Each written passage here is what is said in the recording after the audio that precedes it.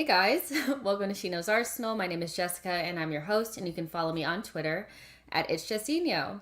Today is the She Knows Arsenal post-match podcast where we're going to be going through our game versus Norwich, 1-0, 3 in the bag. It's a very straightforward title. No need to explain it. We finally got 3 points, we finally got a goal, and we have tons to discuss. I think from the outside looking in, if you looked at the scoreline, you'd think don't really have much to talk about, but I think that there's tons of things to talk about. Tomiyasu making his debut. Ben White, what kind of impact did he make?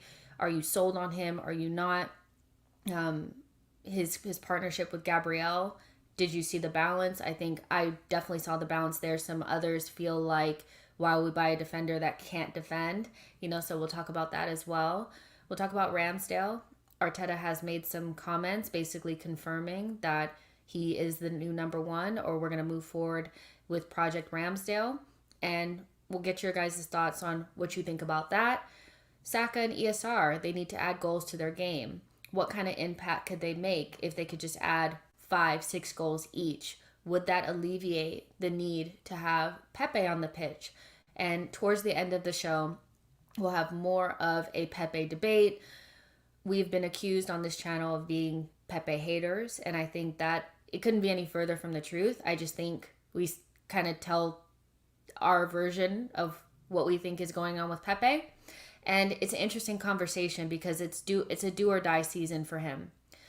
For some, he was the man of the match in this weekend's game. For some, he was the worst on the pitch, and I have a community poll going on right now asking you guys, do you think he was the man of the match? In your mind, was he your man of the match, or was he the worst on the pitch? For me, he left a lot to be desired, but looked totally different once ESR came on the pitch and we could push him further into the box. And so was it an application issue from Arteta? And he's moving into the last 2 years of his contract after this season. Will we renew him or sell? It's a big conversation point because there's a lot of fans that really like Pepe. I'm a little bit on the fence, so we'll talk a lot about that, and then obviously we'll let you guys have some time to ask questions. And without further ado, I'm gonna add my panel in here and get my charger because for some reason my computer's dead. I have Souls here and George. Hey guys. Hello, hello. Hey, you think I would have this operation good to go? No, my computer's dead, and we're just starting the podcast. So I do have to go ahead and find my charger in a second. But we have so much to talk about for a 1-0 win. I watched the game twice over, once just to get it. And I actually watched it the third time without commentary because the commentary was making me feel like the game was a lot closer than what it actually was. And when you watch it without hearing the commentator saying how great Norwich is playing and how they're creating all of these chances, you realize that they actually created absolutely nothing. We were never under any real threat. And had we have maybe started the game as we finished it, or just finished the chances that we had in those last 30 minutes, 3-0 tells a completely different story. So when I watched it over and over, what I was looking for was what I really thought about the game, and also compartmentalizing specific performances to gauge how I really felt about these players after them playing. And we'll start off with Tomiyasu. He made his debut for Arsenal, and I think he's going to be an instant fan favorite. He just seems like somebody that the fans really want to get behind and love and push forward. And I think he made a good account of himself. Even the commentators are trying to talk about him doing a job at right back, but he is our right back. This is the profile that we're looking for. So, George, can you give kind of your ideas on Tomiyasu's debut? Is this what you expected? Yeah, completely. I think when we talked about what we were going to be expecting from Tomiyasu, it's this idea that I think Twitter felt he was this inverted right back. And I think that just comes down from really subjective or confirmation bias for wanting a 4-3-3. I think half of the debate when we look at these players and what you feel he may or may not do is surrounded by maybe what you want to happen. And I think that's maybe a greater debate that we can have on the timeline in terms of what fans want. And then you evaluate a player's good or bad depending on if they do the tactics you feel we should have made on the day. I think on Tomiyasu, look, I love the signing. I went big on this channel and before where I said, I think for the price, he would have the greatest impact on the pitch for us. And, I saw signs of that really in play for me in terms of what we ask our right back to do. It was probably the most specific system signing that we have made kind of throughout the entire recruitment window. And when I looked at Tomiyasu, I think if I looked at the stats, depending on what you see, because everybody's stats is different, but it was 7 for 8 of aerial duels in this match, and you could see that from the off, aerially completely competent. You could see his technique and how he wasn't fussed in terms of being rushed in build-up. By the way, he was against a Solis, who, I'm Greek. I know him very, very well. This is not a slow player. That winger is going to go places. I think if you don't know about Solis, I would really look at him. He's a great player. And it was a very interesting matchup because I think people would look at his 6'2" frame and maybe worry, can he compete 1v1 with quick wingers? He absolutely could. He kept up with, the play in terms of their fastest players in Solis. And I felt he was very vital in making willing runs. And so there was a lot of times that Ben White would carry into midfield or even Odegaard, and, he would overlap. And, I don't think he was the bombing, overlapping right back that many believe him to be. But A, that's not his profile. But B, he was very much a willing runner. Basically, what I saw was a player that was making the right decisions many, many times. There were times where he was sent by line and he cuts back. And instead of firing it into the mixer with maybe just Pepe in, he recycles the ball. There were a lot of intelligent decisions that I saw. And I think I kind of equate him to a Monreal type in application. Not so much profile, but application. You're going to get a 7 out of 10 pretty much every game from this boy, in my opinion. He just made a lot of, really great choices. The volley, too, when he's coming in and the chance, he will get in the box. And, I think we did try to tell everybody about how ambidextrous he was and how comfortable he is. And, I wouldn't be surprised to see this boy in center back depth, too. I really feel that this was kind of, the beginning of looking at how we're not going to see Marie, Holding, or Cedric really starting Premier League games unless an absolute catastrophe happens. Like, I think his versatility was on show, essentially, in this game, where you really saw his impact in every single third of the pitch. So, yeah, I was really, really impressed with him, and I felt this was a great first performance. You could tell he was cramping, by the way. I know people were like, why was he getting taken off? But he was clutching, his leg, like, prior to the substitution, and, he had just flown in from Japan, and I just feel, as a defensive unit, I don't know about you guys, but I'll just end, I was very surprised about how cohesive the unit looked in terms of playing for the first time together, in terms of Ben White, Gabriel covering for each other, Tomiyasu making the run when he needed to be. They were very aware in terms of where the space was.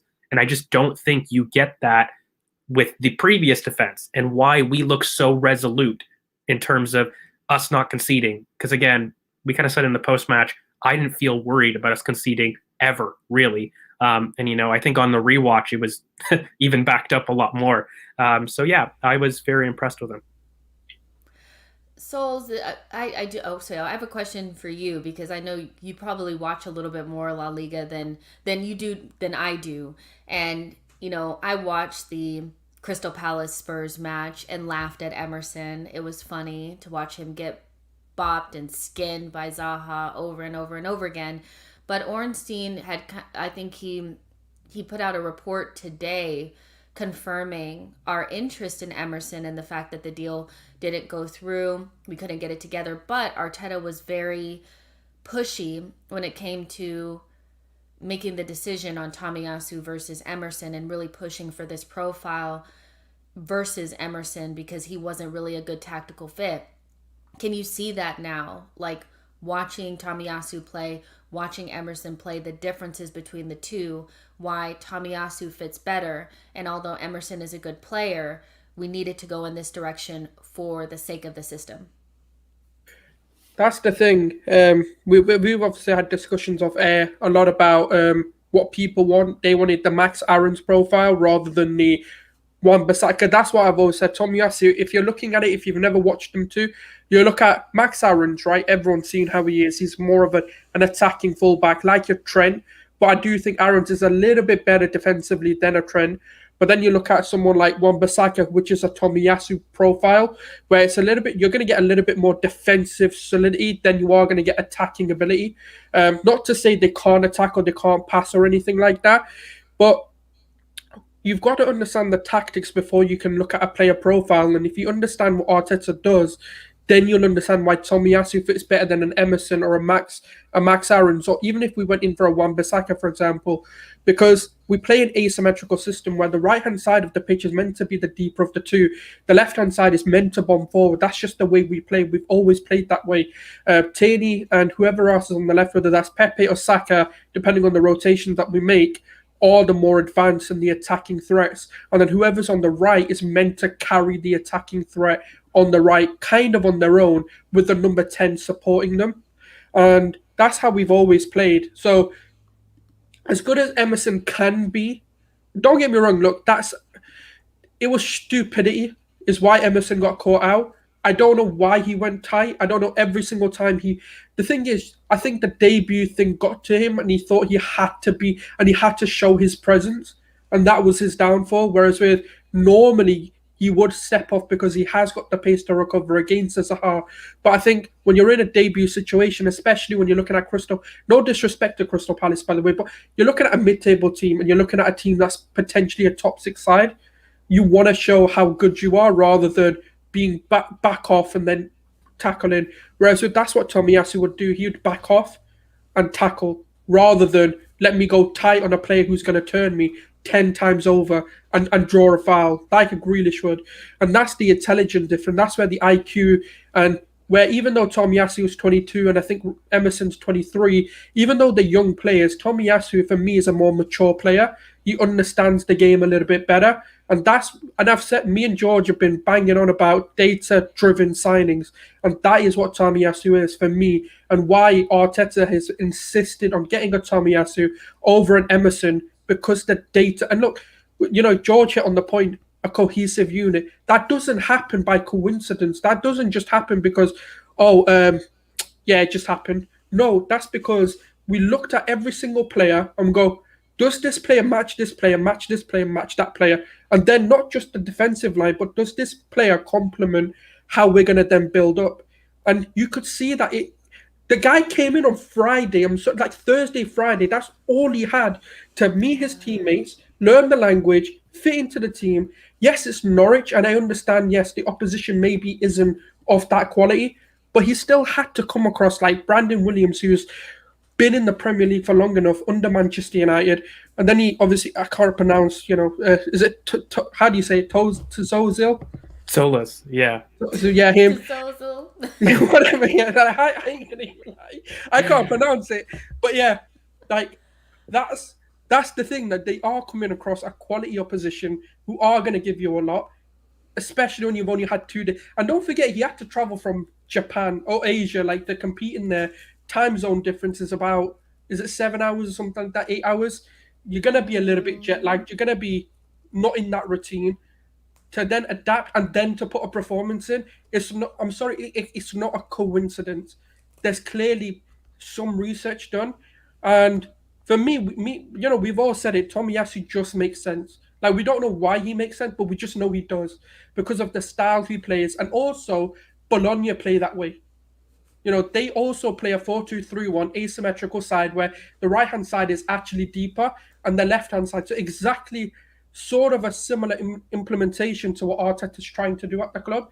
And that's why it just works. And I like it. And look, Emerson, as good as, like I said, as good as he can be, he fits a different team. And we would be saying the same. We'd be like, oh, we just signed Bellerin 2.0. Because that is what he would have been. Not to say he'd be that bad defensively, but he would bomb forward, expose himself defensively. Whereas with Tomiyasu is the opposite. Okay, attackingly, you're not getting that threat, but you're going to get defensive solidity. And I think that's what we need more right now than we need someone bombing forward, because you've got Saka on the right, or I know we're going to get into the Pepe conversation, but you've got a Pepe there as well who offers you enough threat on his own that he doesn't need a Tomiyasu or a right back to come in for him, because you've got the number 10 supporting them anyway.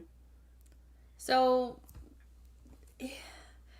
You can't Here's the though. here's the thing, you guys. Like Solo saying we should probably slow down on giving Arteta all the credit for Tommy. Everything that's came out of the club has essentially confirmed that he was an Arteta signing, and I get that Willian is also in there, but that doesn't mean that Can I because debunk Willian this was quickly? bad. Huh? Go ahead. They didn't have data-driven signings when Willian signed. That was his first season coming in, and that's when the backroom staff. It was after the fact that 51 staff got sacked. Majority of those being scouts is when this system was brought in. This summer is the first summer we're actually seeing this whole new system being implemented at Arsenal Football Club. A lot of other, by the way, a lot of other big European sides have been doing this for many years, but this is the first time Arsenal have done it, and this is the first window we're seeing the benefits of video analytics and scouting rather than and data-driven signings rather than physical scouts and going and watching these players or looking at a name. But So here, that, but here's the thing. It's like I I kind of get what if you're trying to say we have to hold on. My dog is about to lose her mind.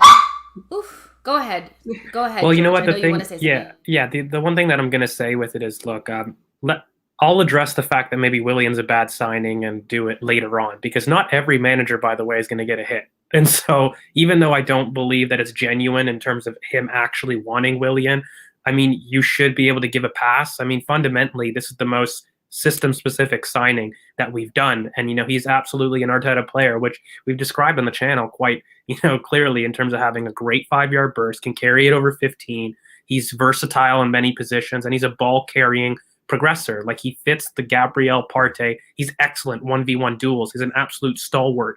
Like all of those players have a very common thread in terms of what player Mikel likes. And so I think it's very clear that's what kind of signing he liked. But on the latter, Willian also shares the Kia connection, and I very much believe that Mikel's not publicly going to dismiss and say, no, I didn't want him when poked and prodded about whether it was his choice or not. I just find it very convenient that, the signing that we're citing about being with Mikel is somebody that's a Kia Edu-driven link that fundamentally isn't his type of player for the wingers that he plays. And so I find a disconnect because if that really was the case, why did he want Awar? Like it doesn't make logical sense to me when I'm looking at it. But even let's remove that because that is conjecture. You're allowed to make a miss as a manager. You're not going to have a hundred yeah, percent Wenger record made with all so many as players. well. So Yeah, like you Yeah, can get and something wrong. But when you if look you're at the player, he's not a bad player. Willian wasn't a bad player. Or we didn't like the signing because it was Chelsea and he was over the age of 30, another retirement signing. That's the yeah. only reason we didn't like it. But when you look at the player, did it make sense? To a degree, yes, as a profile, but it just didn't work out. See here's my thing. If your thing is let's hold our horses on whether this is a successful signing or not, fair. I think that's what Yo-Yo is saying, waiting for the Wood, Barnes, Sun, Kane test to draw any conclusions about the back five, whether it works, whether these players are good enough. That's fair. But it's these are the comments where I'm a little bit like it's really kind of clear that Arteta wanted Tomiyasu. Like it's pretty I'm trying to figure out a way where we could say it's not. It's been reported. Edu, Tavares, Lakanga, Arteta, White, Ramsdale, Tomiyasu. And I think it was a collective. It wasn't like they didn't work together, but he definitely pushed for Tomiyasu. And maybe he does want to play a 4-3-3 in the future or whatever with an inverted right back, but I don't understand why Tomiyasu couldn't do that role. So But can I also say, right, even when you look at the greats of 4-3-3s, right, the teams have come of the past, there's always one side that is a little bit more defensively minded than the other. Even when you look at Barcelona when they won the treble, Eric Abidal wasn't as attacking as a Dani Alves was. So when you look at it, it doesn't mean just because he's implied a certain profile that it can't change, and that Tomiyasu can't do an inverted role because he clearly can. And this is the thing, and it's something. Look, he's 22, and whether you're inverted or whether you're an overlapping wing back, you can train that, you can teach that. That's not something which you either know it or you don't know it. It's not really a natural thing. It's just something you can be taught. So for me, it's like that doesn't really matter at the moment because it's not what we're doing right now. And the only even when we did go into a 4-3-3, once we got the goal, after that we've seen how much we started to lose control of the game in the last sort of 5-10 minutes. Now that is natural to happen because we did just want to secure the win, so we came into our shells a little bit. But it's not going to happen this season. We're going to play 4-3-3 against the likes of Norwich, the likes of maybe Burnley, maybe a Brighton, the lesser oppositions. But against your top teams, it's still going to be a 4-2-3-1 that gets implemented because you've got to take a cautious approach against teams that you're not favoured to win.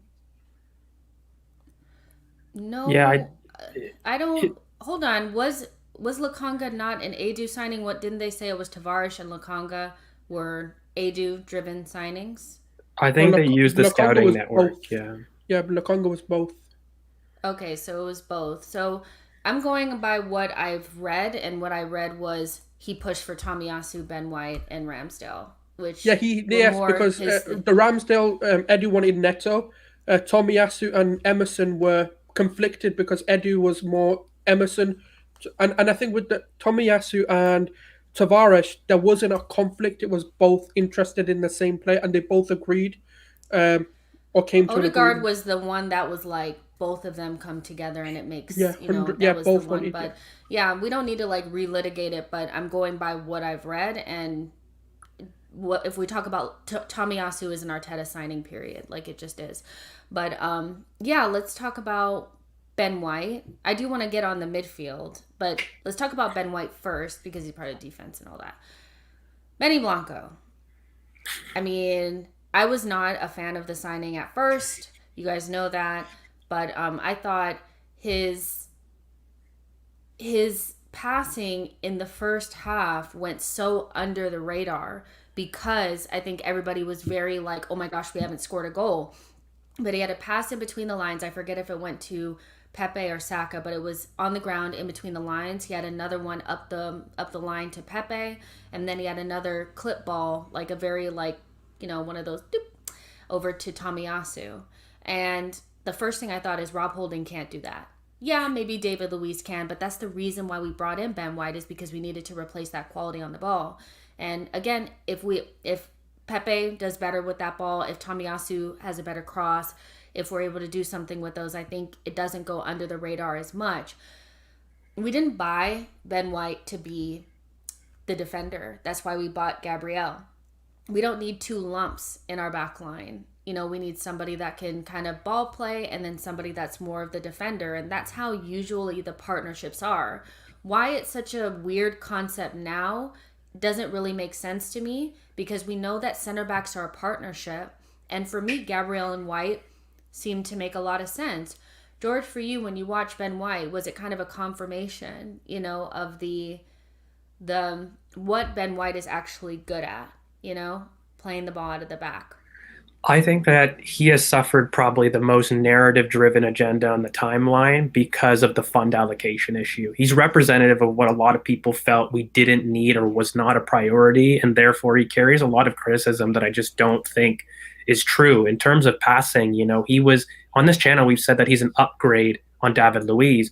You know, it's born in the fact that, you know, in terms of games, he's already outscored, you know, kind of Luiz's total key passes in one game as opposed to what he did all season. You know, David Luiz has done really two key passes all season last year. And, you know, Ben White did it three kind of in this one game. So when I'm looking at terms of his passing, I completely agree with you. It set the tone for also the counter press. I think on this channel, we've done a really good job about explaining the added benefits in progression and what that does to our chance creation. But I don't think people are understanding is what his role has been in the counter press and making sure that that was implemented well. When you have technical security in the back line, your midfield and attackers trust you to squeeze the pitch and are able to sustain attacking patterns. The press was used as a chance creation method in this game. This is why I got so excited, and Ben White was absolutely critical to that. His ability to squeeze up and make pressure kind of on their left-hand side with Solis, who was their outlet, was completely the reason why we managed to sustain pressure for so long. I think people got tired, mainly Ainsley, Maitland-Niles, and Lakanga, that press wasn't able to be as efficient later on. But Ben White, as a whole, he was critical to implementing that. And I think people are saying, is it a coincidence that, they look so well together as part of a unit, forgetting the individual qualities that these guys have? Well, not for me, because their natural instincts are complemented by their partners. So when we look at it, Gabriel, I would say he struggles with his short to medium term passing. He isn't necessarily the progressive center back, but when you look at it, he's your dual expert. He's the guy that's going to be sweeping up and making sure that he is competing in the air. When you look at Ben White, he is going to be the person that's going to be progressing the play, and he's going to be a shot stopper to block off that kind of right half space that we're looking at. I think we have a big problem kind of on Twitter and in general fan bases that we like to critique certain players' weaknesses and not understand the benefit of a partnership. I think any kind of team sport, it's the bedrock of what we're looking at. No single player has absolutely zero kind of, traits that they can't work on, or zero traits that, they're not great at. And, this idea that Ben White is a crap aerial person is really just not true.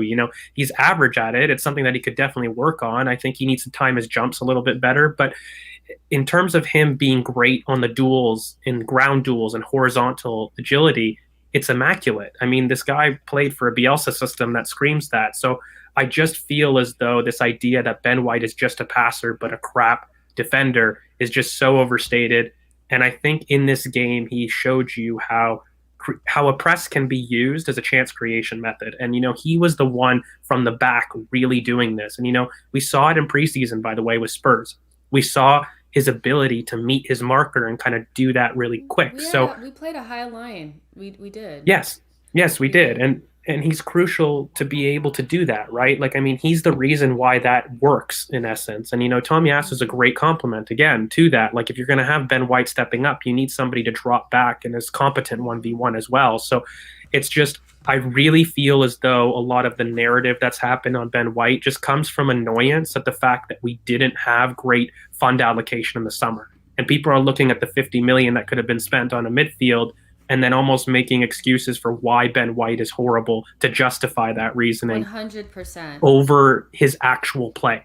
Because if you had any time to really watch the first half, Ben White is responsible for setting the tone for why our press was so good. And also Odegaard, to be fair, and also Odegaard, who was pressing from the front like relentlessly. But it was Ben White who, when the ball came back, he was the first one meeting the headers. He was the first one really stepping in and closing that space. And, like you said, Jess, those passes of key passing, clipping the balls, they have all those chance creation benefits that we've been screaming about all kind of season. And look, Ramsdale is another thing that we'll get onto, but the amount of times that boy beat the press and fired it into Lokonga or Ainsley Maitland-Niles first time, this is why we kept saying, wait for the spine, wait for the spine. It's not excuses. I think it lets us play differently. That was the point I've always tried to make. And I felt that we saw snapshots into that. And Ben White was a huge reason why. Yeah. I mean, and I want to get your take on this as well, Souls, but I implore you guys to, if you have the ability, rewatch the game without commentary and without the emotion attached to it, knowing that we're going to win the game. The first 30 minutes, we were fundamentally in control of the game, dominating. The commentators tried to make it seem like those little dead passing patterns that Norwich was doing was causing us any issues. We were under no threat whatsoever. They had one ball that went across the front of the goal, no pressure, like nothing happened from that. Then a cross from Aarons that barely missed, but that was basically it. We played a high line for the entire half. We never were backed into our box in that first half, not at all. The only reason why we didn't look as dominant in that second 30 was because our players started to tire and we needed to move some pieces around. The final 30 minutes, especially after we scored, we were killing them. And what we were able to do is, as they pushed forward and tried to score a goal, which is what most teams are going to do when they're down 1-0, is go for the game. Then we played our counter-attacking style, which is very, very dangerous. And had Emile Smith-Rowe, Bukayo Saka, had they put away those goals, like, we wouldn't be talking about it like this. So I implore you really to rewatch the game, because I thought we were horrible in that first half. When I rewatched it, we really weren't. But Souls, I want to get your opinion on Ben White, and his partnership with Gabriel and how that works together in terms of combinations. We know that Gabriel and Luis, for me, was our best center back pairing, and it kind of feels like it has that same vibe. For you, is the balance right there, between the two of them? Yeah, 100%. If you look at some of the greatest teams in Europe, you'll see this as well. You've always got one dominant centre back, or the role is to be more dominant. Even if they can do more than just that. It's like look at Ramos and Varane, for example. Varane is the faster of the two. He's meant to be that sort of recovery player, whereas Ramos is meant to be the battler and like the one who goes to war with players. Look at PK and Poyo, for example, same situation there. When you look at, now you look at Varane and Maguire, that's going to be the same complementary pair there.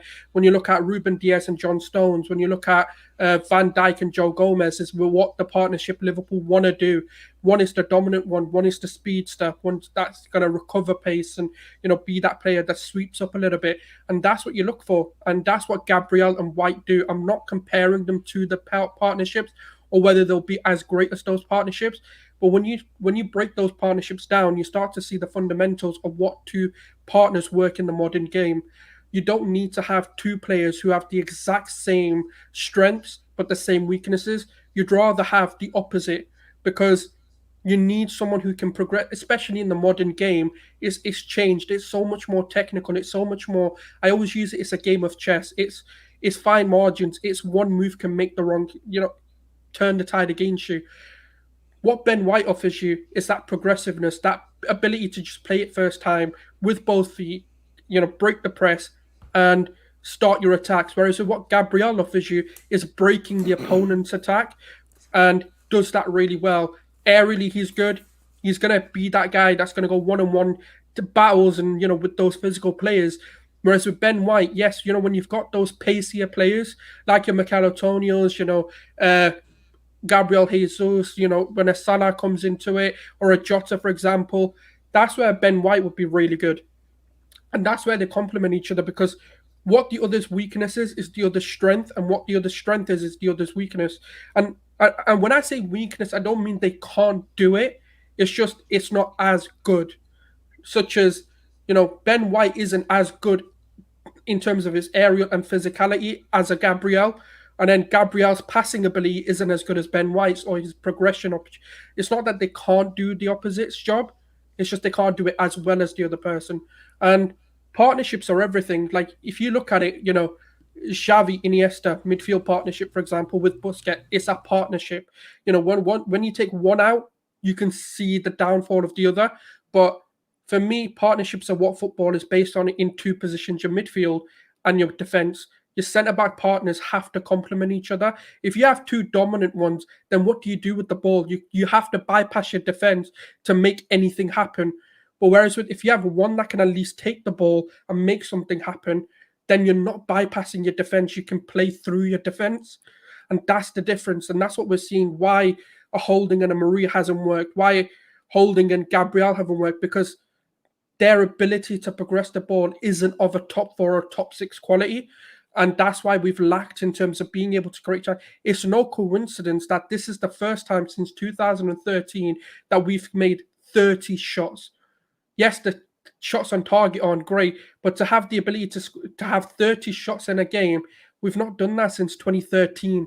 Why is that? Because we've not had complementary pairings for a very long time to be able to dominate those games for that period. And that's the difference. Ben White, every time he got it, he made attacks happen. Look at that turn he passed to Aubameyang, right? That only happens when you have the ability to do that. You're not just going to pick a ball out like that just because, and then the ball's to Pepe, the one that he played over to Aubameyang, the first time, just over the top, just blank. What that does, it makes the opposition have to take 5 steps back. And that's what you want to do. You want to put that fear back into the team. And that's what Ben White will do. He'll make the opposition need to go back and go backwards and stop attacking so much. And that's where the high line can work because they'll be like, shit, if he gets the ball, he's just going to clip it right over us. So let's just take a few steps back and allow them to play their game. And that's when spaces open up. That's when they start to press onto you. And that's where the mistakes and opportunities open up for your midfield to be able to ball progress as well. So that's the way I see it. And now it is going to take a while for us to really see what Gabriel and Ben White can do. But what people need to understand, first game. This is one game. that they played together.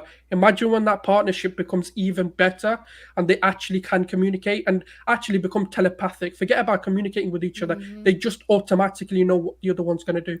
And these are both like 23-year-olds. Like they're quite young as well. We have to let them grow into it. But what I do find funny is that a lot of the reasons why some Arsenal fans love Saliba are the same reasons why they're dinging Ben White.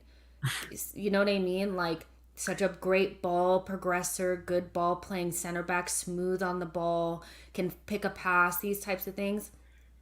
Those are things you guys like about Saliba, and I get that it's two different situations. I mean, but not really. We spent 30 million on a 19-year-old and we spent 50 million on a 23-year-old. That's a lot of money to spend on center backs that are ball playing center backs. It wasn't an issue that Saliba can't head the ball, or he struggles. So why is it like I don't really It's understand narrative. that. It's No, no, no. narrative It's a driven, narrative guys. because Yeah. we had him. Why did we get? We could have got Basuma if we had just kept Saliba. That's the We have problem. to let that go. Like Yeah. It's that what I doesn't was, yeah, go it's ahead. what I was saying earlier, guys, about I feel as though half of these criticisms have come from a previous narrative agenda on what you felt we should have done during the summer, as opposed to his actual ability. And that's really what it comes down to. We've talked a lot about the tactical implications, but I don't know about you guys, but Norwich stepped off us because of the technical security that we had. The amount of times that, we really broke their press immediately was absolutely, critical to kind of us progressing up the pitch, but also because attackers will step off you and give you space if they know that they can't steal the ball off you. That's really what it is. And so, it's not just, Ben White, but, Gabriel, Ramsdale, they all facilitate this. Tomiyasu. Look, it's always a double-edged sword. And I'm just kind of sick and tired of seeing how these agendas don't match the flow of the match. Because like you said, Jess, it was a very dominant first half from 0 to 30 minutes, in my opinion. From 30 to 60 minutes, we struggled. We did. We kind of lost a little bit of the game. But then after the substitutes at the 62nd minute, we took over. And that was when, Emile Smith-Rowe and Thomas Partey joined the four. And I'm just thinking if you match the bookend from that part of the game with the front part of the game with our natural pivot, you start to see a very cohesive picture that we've been saying. Can I ask a question, though? Why do we have to be absolutely dominant? Basically, the other team not touch the ball or create all a game. single chance for us to say that we played well. The Premier League is the most competitive league in the world. I watched Chelsea play against Aston Villa. Aston Villa could have scored like 2 or 3 goals in that game, but they still won the game. Even Chelsea fans said they should have been 4 or 5 goals up in the first one. It's just even the Invincibles didn't dominate every single. They struggled in some games, but they still pulled it out. Yeah, in many games. The idea that we have to be completely dominant in every single game in order to give credit where credit is due doesn't make sense. We were dominant for 60 minutes out of 90. We just were. The chances that Norwich created were not chances. They actually half a goal on created XG. nothing. Yeah, it was 2.7 to 0.54, 30 plus shots, like you said, 60 minutes as opposed to 30 minutes, if that.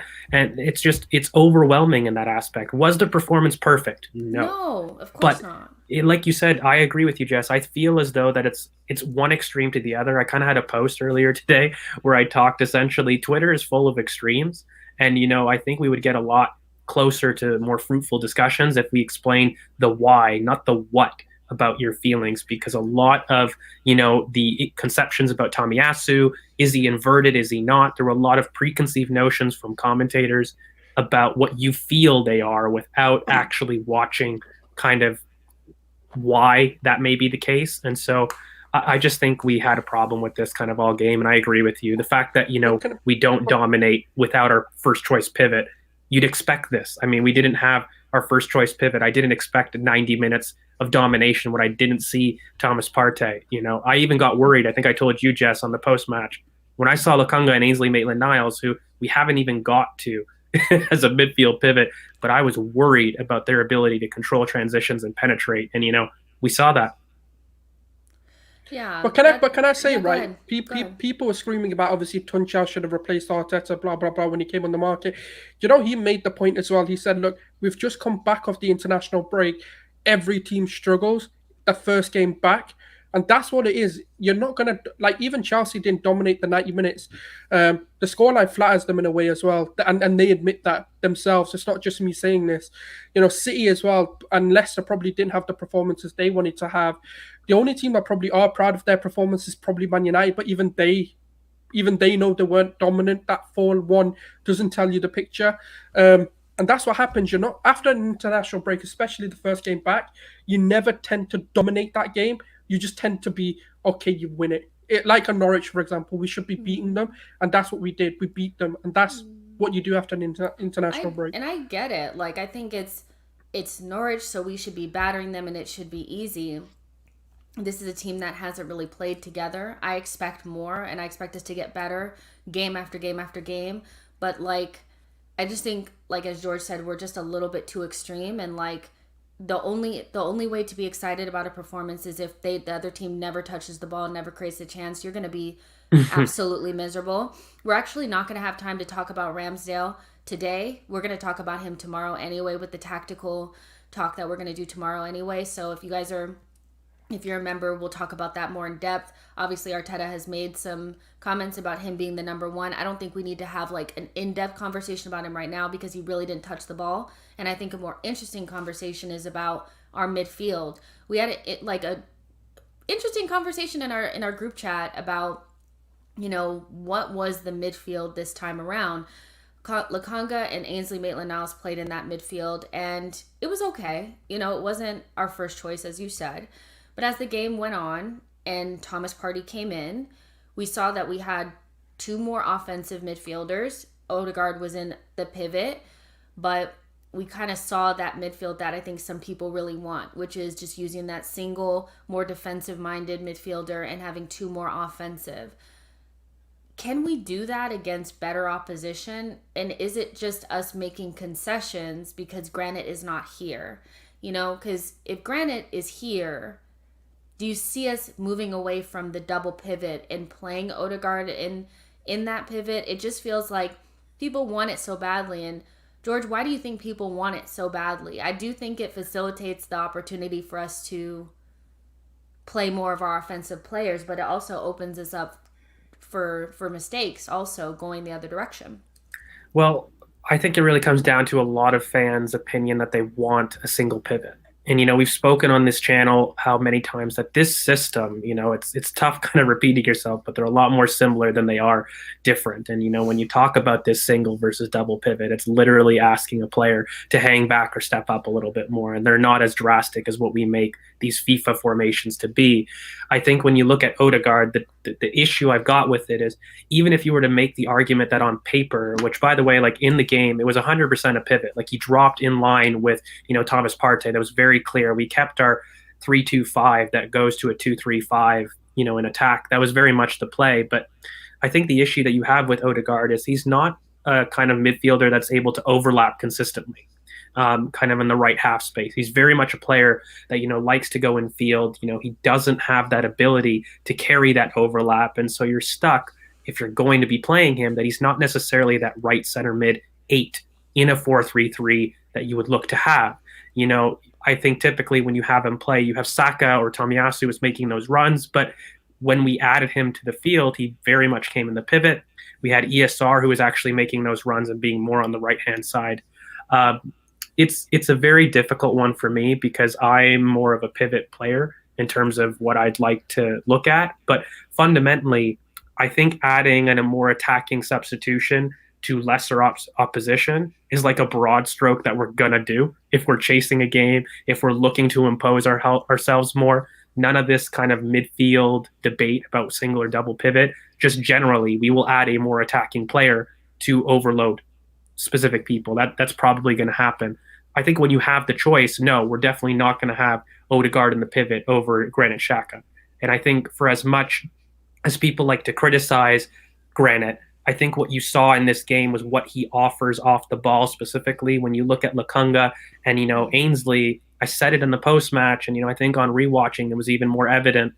They had good moments, but fundamentally couldn't control the center. And it was a big reason why our press lacked. And, with Granit, for as much as, he has athletic limits and ceilings, you don't get that. You get that structure and that off the ball ability. And so I very much think when you do have a choice, he's definitely going to come back into the pivot. It's just I feel as though adding another attacking midfielder is a gamble we're willing to make with more technical security in the back line. That's what I think was the difference that you didn't see at Chelsea, that you didn't see at City or Brentford. When you don't have a back line that's technically secure, you don't feel comfortable risking another attacking midfielder higher up because you're worried, can they compete in the back? Can they get it to me in the back? That's I think the biggest difference that I saw in this game about why he was willing to sacrifice there. But no, I don't think Odegaard, kind of playing in the pivot as a long-term solution, but rather a game state play that we may introduce. And it may not be Odegaard, but maybe Martinelli. West Ham as well. We did. We did it against West Ham, and a lot of people got really excited about it. And I'm just like, knowing Arteta, he's going to want to keep his defensive solidity most of the time, and he's found a way to combat our inability to finish chances or create chances by adding, like you said, an additional attacker. But I think what's more important to this is that if Emile Smith-Rowe and Bukayo Saka could add end product, wouldn't need to add it. We wouldn't need to add another person, because essentially when you have Pepe and Aubameyang, Saka, ESR, Odegaard, you have to figure out what combination of that is going to get you the goals. I think you get more chances, like more clear chances and more progression through the thirds with ESR and Saka, but you lack goals. People think when you have Pepe out there on the pitch, then you're going to make more goals. So I think really if ESR and Saka can add end product, that's the solution to our issue, because we don't have to rely on Pepe. What do you think about that, Souls? 100%. I mean, we had 30 shots, 7 on target, and 1 goal. That conversion isn't good, in my opinion, especially against a Norwich. That's the problem that we have, is if we're having to make 30 shooting opportunities to score 1 goal, it's not going to bode well for the season. Now, what ESR, Saka offer you is that, chance creation, even Odegaard. But the problem they all have is it's their finishing, it's their composure in front of goal. We've seen it multiple times. Like Saka could have gotten at least 2 goals. Pepe as well could have gotten like 4 or 5 goals. Aubameyang as well could have got a double hat trick this game. They had enough opportunity. Like Aubameyang should have been on a hat trick in my opinion. The ball from Odegaard that was flagged offside but wasn't offside if VAR would have overturned the decision in my opinion. Didn't finish that well. Didn't take that chance well. There was multiple opportunities, where he was through on a goal. For example, the Tierney one where he kind of half cleared past it to Aubameyang, should have done better, held his composure a bit more.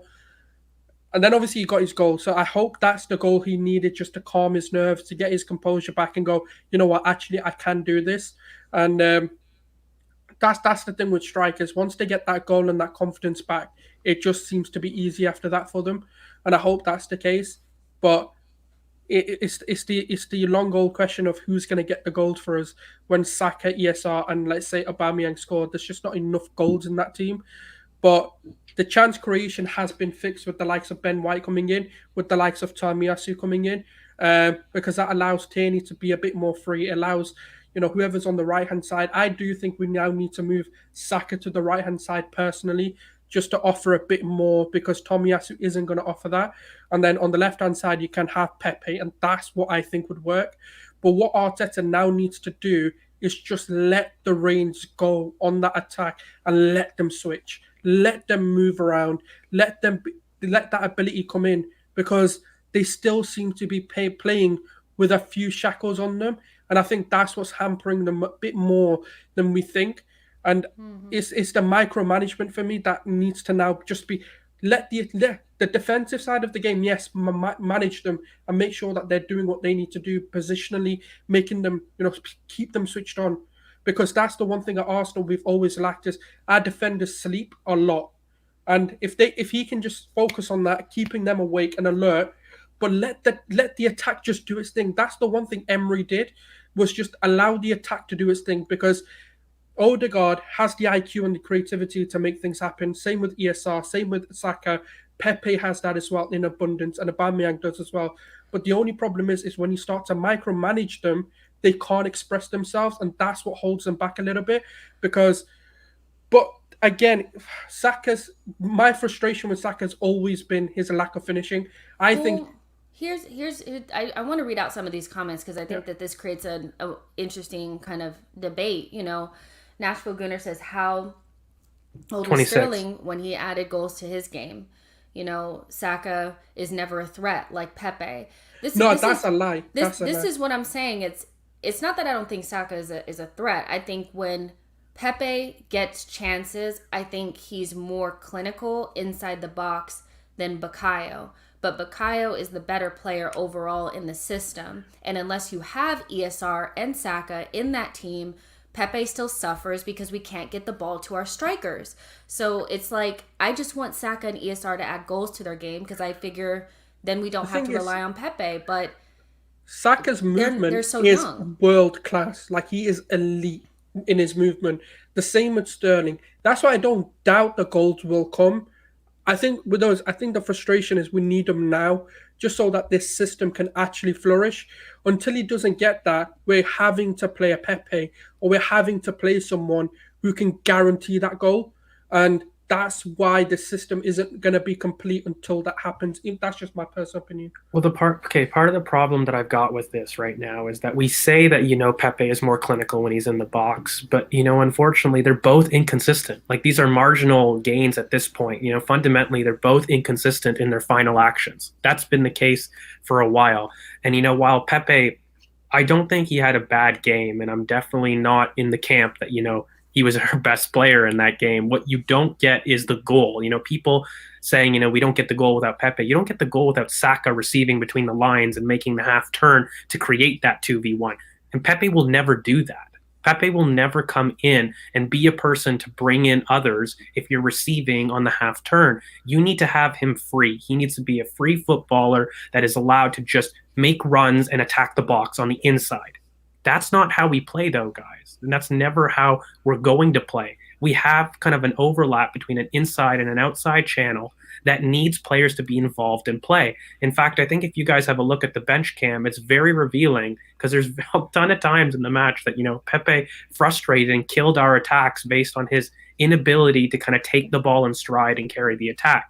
Now, on the same token, he's sitting there and he's getting into positions that are probably the best for us on the pitch. And so it's not that he's useless. It's never as binary or the extreme as being completely useless or not. The idea is, can you take the technical inconsistencies in his game versus his output? And has he shown enough consistency in that output to warrant you relieving that? And I don't believe he has, but I also don't think you can give more than two players of freedom in the front line. That's another thing. And, we've always said that, it's tough because on Pepe, I don't think he's shown the consistency enough to warrant keeping out our best player in Bukayo Saka, who absolutely is, and he's best on the right. So until he's able to provide output on a more consistent basis that allows us to accept his technical flaws, that's where the drawback continues. And you can't do that with Aubameyang, who also needs kind of free movement in the box. That's fundamentally what it is. And so if you're saying, let's play Pepe, cool, but then Oba's not your starter. You're going towards a Lacazette and you're going towards a Martinelli type wing forward. And for me, I really don't care. I hate these player debates, but it's about understanding what your players are, what their pros and cons are, and making adjustments to kind of the system and the personnel. Another thing that I don't think people realize is Saka can absolutely play as a 10 and overlap as well, which is why these two can play together, but it's not the best use with Odegaard. Like, that's the issue. You've got too many left-footed dominant players that like to cut inside, and Saka is the only one that's able to consistently go in and out or out to in. These other players aren't. Pepe and Odegaard can't go in to out. They don't do that. Now, is that their game? No. But fundamentally, if you need a system that's varied like that, you can't make that sacrifice unless he's the pinpoint of the attack. And I think Pepe's best kind of career to date has been when he's given that freedom. So on one hand, you can say it wasn't a great recruitment buy, which in my opinion it wasn't.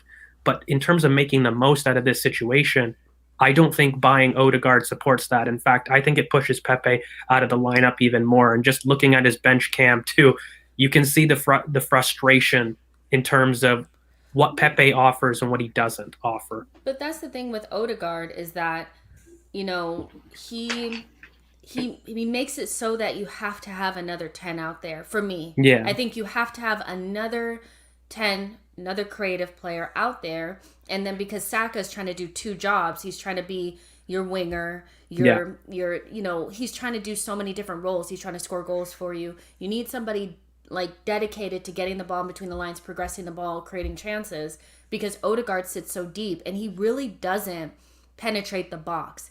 When we no. talk, like, the thing about Odegaard that I think a lot of people got maybe confused when, I'm not going to say a lot of people, I'm just going to say I think that some people may have not understood this particular aspect of his game, but he's really the pass before the pass. Yeah. Like, for me, he's not really the guy that's going to be giving you the cutbacks. That's your Bakayo. That's your ESR. So you kind of have to have them out there on the pitch. And then, again, who's going to be receiving those balls? If Aubameyang is alone in the box, that's where we're kind of like, and you don't really want to have to use your striker position as that additional 10. You really don't. So you need Odegaard, you need ESR, and you need Bakayo, because Bakayo is your best player, to facilitate Aubameyang. So that leaves Pepe out. But people want to see Pepe in because there's an idea that he's a bigger goal threat. And I do think that on his day, he has his shooting boots on and he can be quite dangerous. But I don't like to see him in build-up. So we have a kind of issue here. But again, we're coming up to end of the season, 2 years left, a player that we spent 75 or 72 million on that hasn't really hit the heights. I think personally you have to sell and then bring something else in that, because you've lost Willian. You didn't really lose him, but you lost William. I don't see Reece Nelson coming back into the fold. We could use another attacking player that really fits what we're trying to do. But some people are really hell-bent on the Pepe thing, and I really just don't see it. Well, it depends on who your striker is going to be, Jess. Like, this is what it comes down to, Like, I don't mind these things. I get labeled a Pepe hater, but at the end of the day, I sit people wanting to put in Saka, Odegaard as like a left center mid 8 and trying to fit all these lefties into the team and then not put out a team that facilitates Pepe. This is where I get very frustrated with. If Aubameyang and that type is your central striker, Pepe will not thrive. He can't thrive. You need to have somebody that gives him the space to attack the inside channel. You can't have him responsible for build-up. You're correct. You just can't. We've seen it not work. And so the question that we have to start asking ourselves is, do we believe that Laka and Balogun get more games than Oba and Martinelli? If that's a yes, then sure, Pepe becomes a vital cog to your team. Can you employ kind of Bukayo Saka as, this left-wing Clarence Seedorf type? I mean, I've said it for a while. That's potentially an option, but you can't do that with a Kieran Tierney. You start to put square pegs and round holes elsewhere in the team to accommodate a player that hasn't shown he has the consistency and output, not only in this team, but in this league. And so for me, I make those concessions on a 22-year-old, 23-year-old burgeoning talent that maybe doesn't have the output, not on a 26-year-old turning 27-year-old who still can't do the basics about controlling a dead ball from a pass from your center back. Like, you can't accept those things. And I had this debate on the timeline in terms of why did we accept that with Alexis Sanchez, who was a similarly frustrating player in possession, but had the output. And that was my point, where you could almost guarantee a goal or assist from that man every game. And so you made concessions about letting him be the superstar and get the freedom that he had because he gave you the output. Granted, we haven't given Pepe that platform because he has to compete with Aubameyang, but in the moments that he's had a chance to be clinical, he hasn't. And so I'm not confident in giving him those reins because I haven't seen him do it consistently. Now, if he chooses to go on a big run, maybe things can change, but I've really gotten to the point where I feel as though we need to support Aubameyang. He's clearly our man. We gave him the contract, and that just doesn't include Pepe in the front line with him. That includes Saka. So for me, I'm very much a case of ESR, Odegaard, Saka, and Aubameyang. That's your front four. Let it go for 4 or 5 games. Have the back five that you want. You've got Partey back there in the back five. Let's just see consistency for 3 or 4 games, see what they got. And then let's evaluate whether or not we need to change things up. Because if Pepe's included, I want to see a Balogun or Lacazette type in there. I don't want to see Aubameyang, because then you're setting up both to fail. And then I'm seeing people criticize Pepe, which isn't his fault, by the way. Like, it isn't, like, you have to use him properly and make a system that lets him thrive. But at the same time, you got to take ownership of your own agency in the team. You can't sit there and constantly have things made for you. So that's the struggle that I have with Pepe and, on Saka, because fundamentally that boy's our future. Pepe is not our future. And so Yeah. I just don't understand making concessions for it. Yeah, for sure. Matt G has a really good question. We got Tomiyasu, Sambi, and Odegaard for 62. Is this better value than 70 for Madison? You guys discuss that. Souls, if you want to take it just for a second, I do have to hop out just really quick. So, yeah, you are the host, my friend. Personally, I think it is better value than just getting Madison, just because for me, if we needed a right back coming in, we needed that secondary sort of midfielder who's going to come in for the likes of Thomas Partey if he does get injured, or even a Granit Xhaka if he obviously was suspended. So it fills more of our team up, and I think it gives us the depth. And then obviously Odegaard for 30 million is a steal. Obviously, if you're looking at Odegaard originally when he was quoted to be around 60 million, 70 million, then yeah, you go for the Madison. But I think for where we are right now, and we're looking at how much we ended up spending, then yes, I would have gone for the 3 over just getting Madison. I don't know how I feel about this, because I bounce around. When you basically have secured quality, do you basically fix more gaps or just one gap really, really well? I think, unfortunately, just our team isn't at a station where you can accept a huge upgrade in Madison and then not address other areas. Because Sambi, when you look at it, he also guarantees that you don't lack a transition threat in the pivot when Partey is out. When you look at Tomiyasu, is an absolutely a clear upgrade at right back. But in kind of Odegaard, you also get a piece where you're allowing more flexibility in your timeline. Like, I don't think you have the single pivot option with, just that. So Madison, you basically stick to one principle and you get the best available profile for it. But do you have gaps elsewhere in your team? Probably. So I just think that the team itself isn't at a stage where we can make the Madison window. And I think I've always said this was our Liverpool 2016 window. And I think the following year, we're going to get those marquee signings where I think my answer to that question would change next summer, not really this summer. We needed that floor to upraise. Yeah, for sure. We needed to. I'm just hopping in the conversation. I feel like I know what you guys were saying. Yeah. We definitely needed to fill those gaps. And, there's people sending me Madison stats. He hasn't created a single chance or blah, blah. I stand by what I said.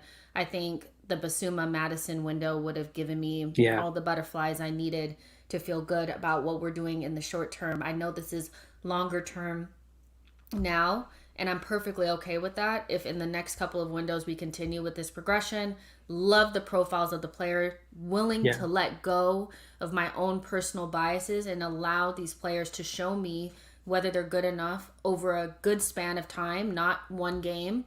I like what I've seen from most of the players that we've gotten, so I have nothing to complain about. We just have to continue that progression. But lastly, I want to talk about, Mikel Arteta, and just he's been really criticized about substitutions, making changes quickly, finding solutions when things are not going right. And I think he picked the right lineup because I think all of us were fine when we saw it. Like, okay, well, we know Thomas may not be 100%, so let's not rush him. So let's not, reimagine the whole thing. It was fine when we saw the lineup. It worked in the first 30 minutes. We didn't create the chances. He made changes around the 60-something minute. We got the goal, and we won the game, clean sheet, and all of that. Do you think that there was some self-reflection and okay, I wasn't doing that last season? Or do you think he was just under pressure, so he did something he wouldn't normally do? I guess we would have to see in further matches to see if this is a pattern, right? Tough one, because I sent a template, a tableau last season of every single manager's first substitution. And guess what the average was for Mikel Arteta? The 60th minute. And, that goes against narrative, but just factually, he was on par with other managers in the league last season for substitutes. I don't think you can give him credit because you're putting kind of our best players on the pitch and he's searching for a goal. So like Yeah. on one end, it's not so much that you give him credit for the change. I like that he made it early. I never agreed with the narrative though that he doesn't make early substitutions. I think we have the proof that he does. It's just for me, maybe what you can say though is you do want to applaud making a change when something's not working, right? And that's actually something I don't think Mikel has done to date. He does typically have a plan, and if that plan isn't working, he buys into that plan more with those substitutions. It's very rare that we do see a switch. I think West Ham was really the only stark game that we had such different philosophies. And I think with Emile and Partey, it's not so much that we changed philosophies, but they really changed the dynamic for how we were progressing up the pitch. And I mean, you get that with quality, right, Jess? So, like, I really struggle to sit there and say, you know what, he deserves praise at the same time for introducing quality.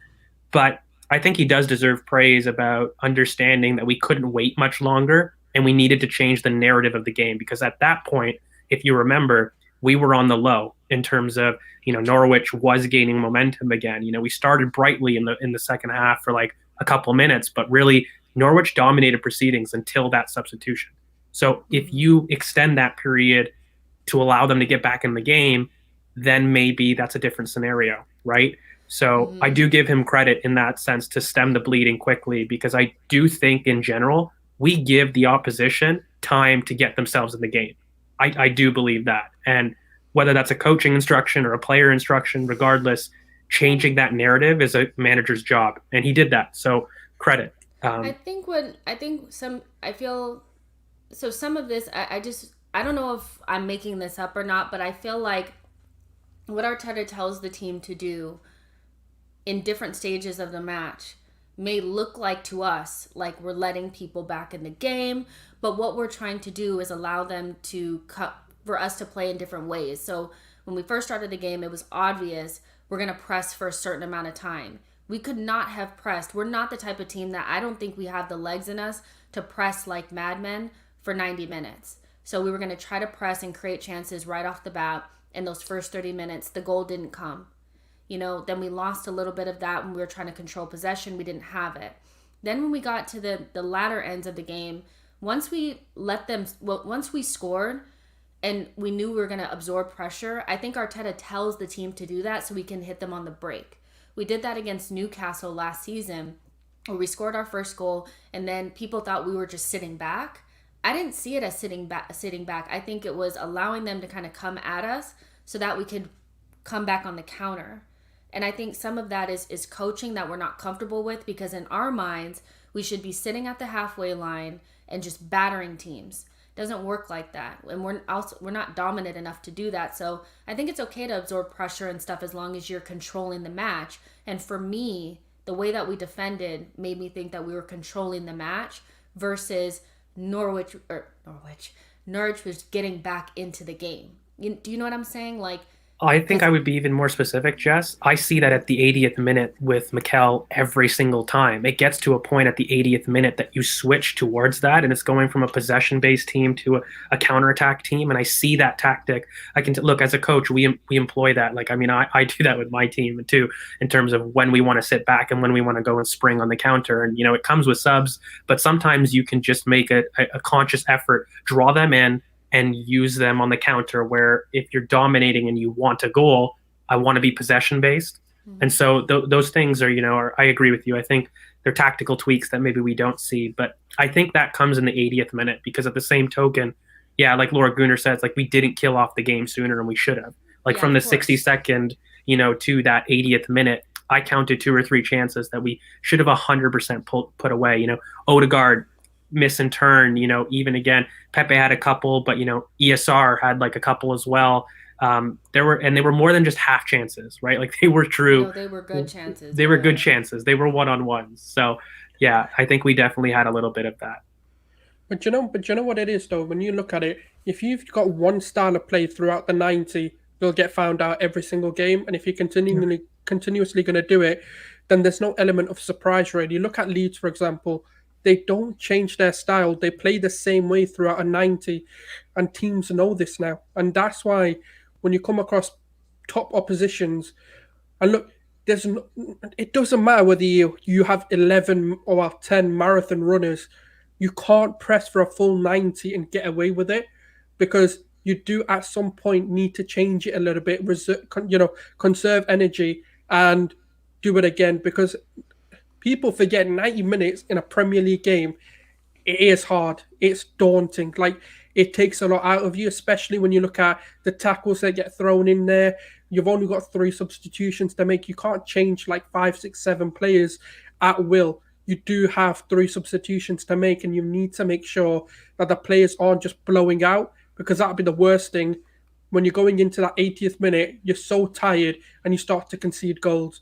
So you do need to phase the games, and you do need to have plan Bs and plan Cs within the game with Without the our same. first choice, two Souls. Like, I mean, people are citing, will Liverpool do it, City do it. Are you really equating our squad quality to Liverpool or That's what I'm No, City no, no, as a no. saying. But starting even, 11? No, even, I'm not not you. saying People you. in the no, people no, in no, the no. People But in the chat. what I'm saying comments. is, Yeah. even City and Liverpool change their style of games as They the game do. goes They on. do. They don't play the same way throughout a 90. That's just, I don't. The thing is, right?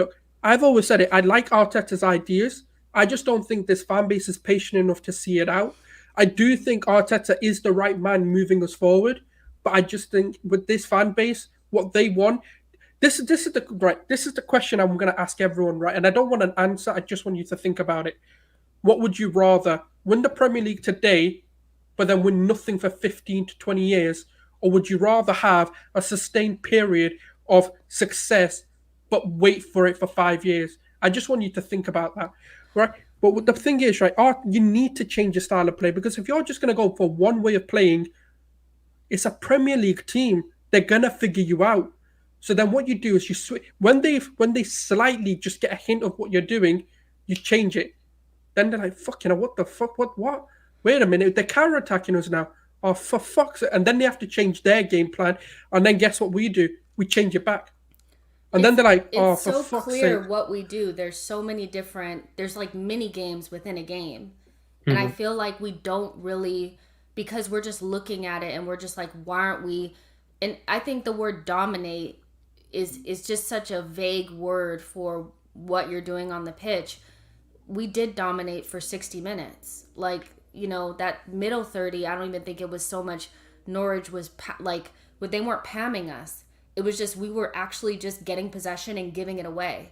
And Yeah. they had decent passages of play in the middle of the pitch and usually ran into a dead end, not ending in anything but a goal kick or something like that, or Ramsdale just getting the ball easily. Like, we decided to press. We thought we were going to create enough pressure in those first couple minutes, first 20 minutes, to create a chance and score a goal. It didn't happen. And really, if Aubameyang scores his chance, we're thinking about this a little bit differently. He did have a really good chance in the first half.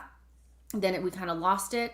Those last 30 minutes, we scored, and then we were like, cool, we're going to let them foolishly come in to pressure us, and then we're going to counterattack. And we had 3 counterattacks that honestly could have ended in goals. Like, I just see it so differently, and I think that it's planned because I've seen little bits of that throughout the last 18 months. It just hasn't really come together. We played this way against Newcastle. It just didn't come off. But yeah, everybody sees the game differently, and that's perfectly fine. But ultimately, we got our 3 points, we got a goal, and we have to build from there.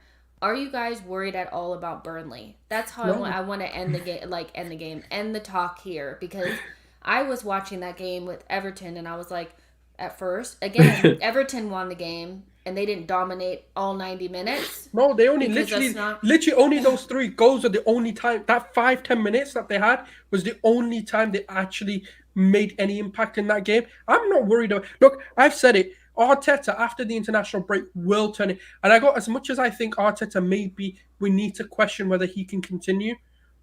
I always said he will beat Norwich. He will definitely beat Burnley, and Spurs will be the question mark. But if we beat Burnley, I'm telling you now, he's gonna beat Spurs, because there's no chance, right? This team now is gonna have the confidence to go forward. Hope Beating so. Burnley at Turf Moor, Now, I know this is gonna sound mad, right? Because people are gonna be like, "Oh, but it's Burnley." But it's Burnley at Turf Moor. They give City a challenge. They give It's every always single. so and so. It's Yeah, just yeah, better. It's always yeah. It'll just be. so Oh, and it's only so. Spurs. It's only Spurs. Like, fuck off, man. Like, that narrative that when we beat a team, it's only that team. It's like when we beat United at Old Trafford last season. Oh, it was only United. They're playing poorly. Like, fuck off. I'm sick of that narrative. But the thing is, Burnley at Turf Moor isn't an easy game. They've got the shittest stadium, in my opinion, like on the pitch that I've seen in the Premier League. They just need to be relegated. They need to I hate go. that place. Yeah, I I hate hate it. that I place. flipping hate I it. mean, I hate Burnley. they haven't I changed the way that they've really played. We just know what their strengths are. Their strengths are they're very physical. They're good in set well, pieces. I You think know the that kind of big thing. yeah, the big thing though, Jess, is we didn't have Ramsdale, Tomiyasu, we didn't have Gabriel, Partey. If you're telling me we're going to turf more without those guys, I'm telling you it's a very different story. But when you're looking at that back five, it's very easy. Along with us starting Thomas Partey, starting Emil Smith Rowe, who's not sick and question marks, Lukunga, who isn't injured and playing off an injury. Like, Isn't Xhaka back now or something as well? no, I think he'll No. be done until Wimbledon, so he'll be I was back like, in no. Spurs. But look, you've got tools. I'm not worried at all because I think the biggest thing with them is defending set pieces and understanding that, and we've got our guys back to do it. And so now it becomes a question: can you break down low blocks? And we actually suddenly have a lot more creativity. That I'm really not worried against Burnley. I think it's another virtually guaranteed win. I've maintained my position though. I think the Mikel Arteta debates can't occur until 10 games in. I'm sorry to disappoint people.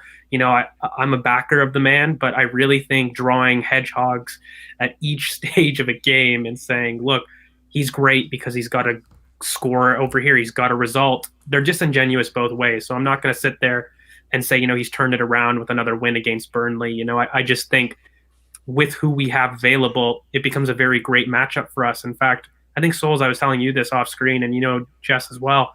This has been the greatest progression for us post international break, right? You go against a Norwich team that comes at you, it's actually really good. You have a quality difference, you can make use of it. Then you have Burnley, who, other than like offensive set pieces and defensive set pieces, are really going to sit in. Dwight McNeil is going to be a good matchup for Tomiyasu, but other than that, I'm really not sure about where their goal threat is. And then you've got Wimbledon. So you've got 3 games on the bounce that you can build momentum and really take the game to Spurs, who, by the way, have been unconvincing in every single one of their games. And really, I think they've lost XG on most of their games, if not all of them. And When they have they ever won XG? they don't, Souls, but like in general, like if you look at their play, it's been really horrid. Yeah, And so I see the situations for us really going on a run, but I've always maintained I don't know if I'm going to sit there and then praise things. I feel like we've just done the same things with better players. And this is what I talked about, waiting for a spine. So let's just go out there and do it. I'm really not afraid for Burnley because I don't see how they break down the back five. I really don't, unless from a set piece. And even then, with Ramsdale's claiming crosses, which is a weakness of Leno's, with early distribution, I don't think Chris Wood gets us out where Xhaka did last time. Like, I don't think those goals happen with this back five and Thomas Partey. So yeah, I'm not worried about Burnley whatsoever. It's a good point by Keenan. The Spurs outcome will give us a good idea of where we're at. If we draw or win that game, then we can feel like it will be the marker that our season is turning around. And I kind of understand that because of kind of what you guys have already said. These are good, different types of games to kind of show where we're at. I think my thing at this point is that the club are going to let Arteta ride this out unless it doesn't look like he's turning it around. And I know that some people have already put their flag in the sand on this and they want Yeah. Arteta out. I have huge questions on whether he can get the most out of this group and all of that. But ultimately, as long as he's in the job, I'm just gonna evaluate every single game and say what I saw. And I'm not gonna overplay it just because I'm not sure about Arteta. That game was a foundation moving forward with players that have never played together really, and basically the start of our season. Like, I know it's not the real start of the season, but it actually really was. Fundamentally, it was. So move into the Burnley match, which is completely different than Norwich. See what happens there. We could win that game. It could go another way, but really, when we haven't gotten the points, it's been because of us, like you guys said, and then we move on to Spurs. Let's see what happens. But there's about 170 of you guys watching right now on all platforms, which is crazy. Thank you so much for tuning in. We are going to end it there. We didn't really talk about the goal, but like, did we need to talk about the goal? I mean, it was like a It was pretty scrappy, wasn't it? yeah, it was like just a scrappy goal, like It's kind of the goal we thing. needed. Yeah. Yeah, it is what it is, But I'm looking forward to the Burnley match to see how we play. I don't want to see us get bullied. I hate playing against them and feeling like we got bullied. And yeah, we'll see what happens. But tomorrow, Tactical Tuesday, breaking down Leno versus Ramsdale, a little bit of Lakanga, what he needs to do better to be more like Thomas or just better version of himself, and all of that. So if you guys are a member, you'll get that. You'll get access to that stream. If you're not a member, consider joining. And yeah, we'll see you guys in the next one. Bye, guys.